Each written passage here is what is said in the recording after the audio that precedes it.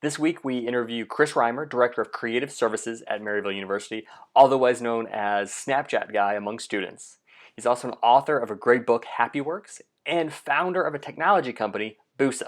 So I would like to start off with what is your opinion for success specifically, as a lot of these watchers are going to start careers or transition careers professionally. What is your definition of success? I think a lot of students and perhaps all humans define their success by what others think that they should be doing. So if you think about your parents, or you're going to measure yourself against your friends or what you see on social media. So I love this question because I try to encourage young people, especially, to try to redefine success, to not let other people define what it is that should make them happy. So what I often say is, if you want to be a barista and you want to live in a studio apartment and you want to read free books from the library and that makes you happy, you feel like you're a learned person after you do that and you can have a good life, you should do that.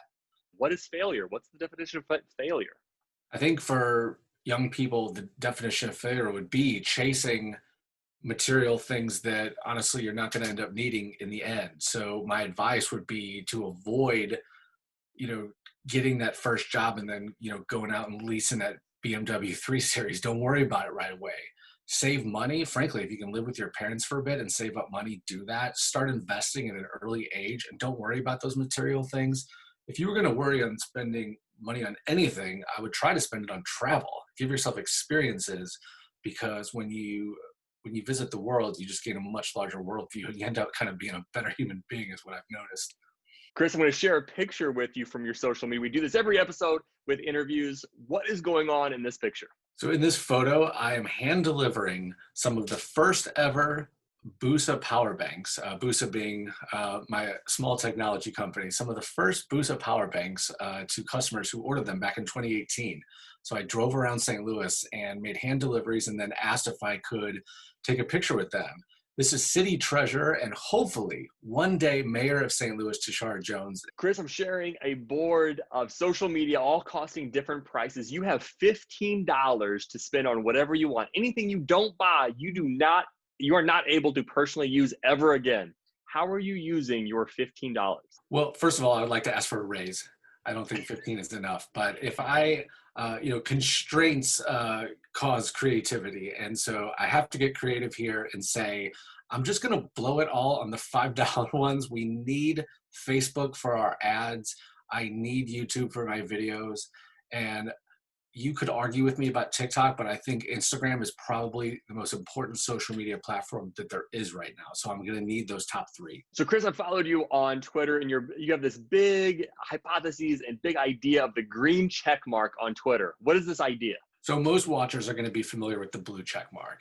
This is when you're verified on Twitter. It's for movie stars and celebrities and people who've written books and stuff like that. And everyone wants the blue check mark, but it's really interesting that check mark, it allows you as a Twitter user to know exactly who you are talking to. The green check mark would be human verification. So people perhaps that aren't in the public interest or notable or famous, but you want everyone to know exactly who you are, and then you want to interact with other people who are absolutely humans. They're not bots, they are not haters, they are not out trying to cause political instability. And so you will prove to Twitter who you are. You do that, you get the green check mark, and then people with green check marks and maybe with blue check marks start interacting with each other, and the bots have less influence. What advice would you have for a college student who is driven, incredibly smart, has grit, and is excited to get into the quote unquote real world? What piece of advice would you share? I would tell them to go where others are not willing to go and do what others are not willing to do. So what does that mean?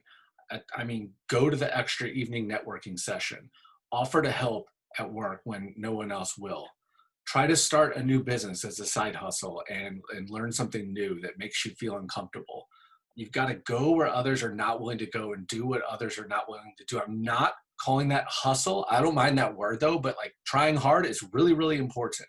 And even if you if you do hustle, you're going to be ahead of like 90% of the people. So, Chris, I am giving you $4 million to buy your own Super Bowl commercial. 30 seconds. What goes on? What is said? What's the message in that commercial? I'm going to take that money and blow it on my business. So we're going to have a Boosa ad on TV. I'm sorry that I'm not being a little bit more original here, but we are going to have an ad and we are going to show not just that we sell power banks, but the benefits of having one. So in marketing, they talk about features and benefits. You want to try to lean on benefits more often.